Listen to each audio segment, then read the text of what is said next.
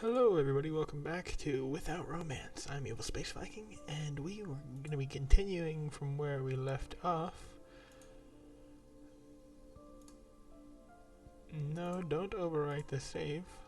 Almost screwed myself there. Last time, smack! You're soon to be a part of the Yamato family, Risa. That's how things are decided, and no matter what some might wish. His voice catches slightly in his throat, but he continues, forcing the words out. No matter what some might wish, that's how it will be. I'm sure you can find your way out, Rose, or shall I have Ruth escort you? God damn, he's pissed. The girl clutches her cheek, refusing to let tears spill out from her eyes as she stares defiantly back at Ren. In that moment, I can tell, she holds a strength that I could never dream of. I'm sorry, Ren. Goodbye. Goodbye. Such are the final words between the two. Rose is gone, never looking back. Unable to see how Ren's eyes follow her departure or how they shine in the light. I walk to his side, staying a few steps back. He keeps clenching his fist open, closed, but the shaking won't stop. I'm sorry, if I'd handle things better. You too. Huh? Ren, what do you do? I have work to finish by tonight. Ruth is relying on me. Even as his eyes refuse to meet mine, the lie in his voice rings loud and clear. ... The sight of Ren's back is haunting.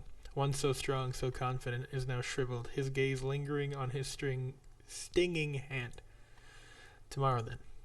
I wait for parting words or a wave of a hand. When it's clear that there will be no such sign, I leave the room.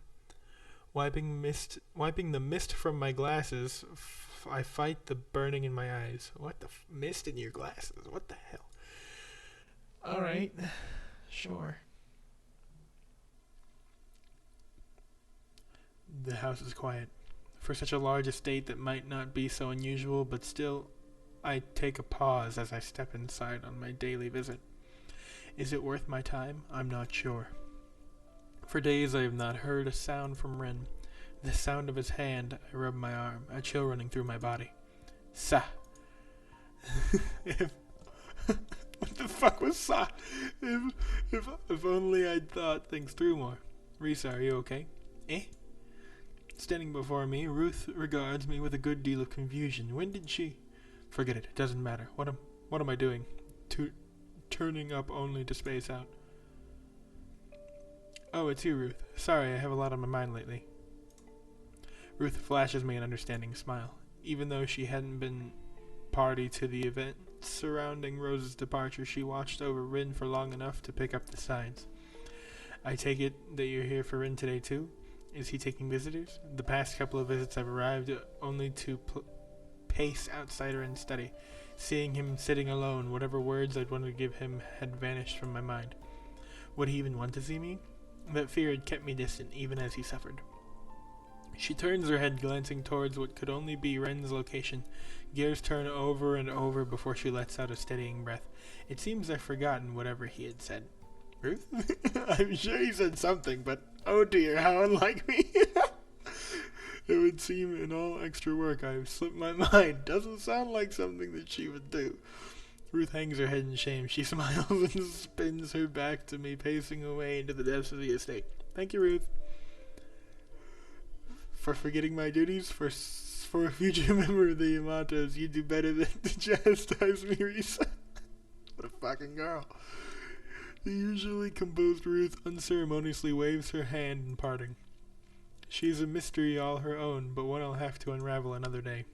In that case, she looked toward the study, right? I turned to follow Ruth's eyes pointed a moments ago. There is only one room where Rin would be, the very room I've hesitated to enter ever since that day, really causing her so much trouble. I'll have to complain on Ruth's behalf when I see him. To make her worry is utterly unfair of him. A familiar doorway looms before me. My fingers curl away from the handle as I reach toward it, my heart jumping in my chest. This won't be like last time. I open the door as quietly as I can, taking care to close it behind me. Across the room, a lonely back faces me. 1 step, 2. On my 3rd, I am made to pause. Ruth, do you need something? I'm busy. Surely whatever it is can wait. His eyes briefly move from the ground to the garden to the clouds scrolling by above. Through our silence, he regards them with what I can only imagine is a great indifference. And I thought I told her I didn't want guests. How bothersome. You're lucky to have her by your side. Do you intend to turn me away? No. In a way, I'm glad to see you. This house has felt terribly empty of late. I close the distance between us as his eyes return to rest on his lap once more. Sitting beside Ren, their target becomes clear. I made it hard for you to talk to me recently. I'm sorry for that, Risa. I have acted so pathetically. It's unlike me. His fingertips curl with his words. If anybody should apologize, it's me. It should be me. If it weren't for my suggestion, this would have never... Do you really think you can absolve me for my mistakes? No, Risa. I did what I did to protect the Yamato name. You're soon to be a Yamato, just as I am. To tolerate such belittlement... Ren's voice cracks. To tolerate such belittlement... But at the price of your own happiness? I can't just accept that, Ren. But even when I tried to help, I just drove you further apart. A chuckle breaks from Ren's lips. How can he find this funny? You're my bride-to-be. Wouldn't you say you were just doing your job magnificently at that?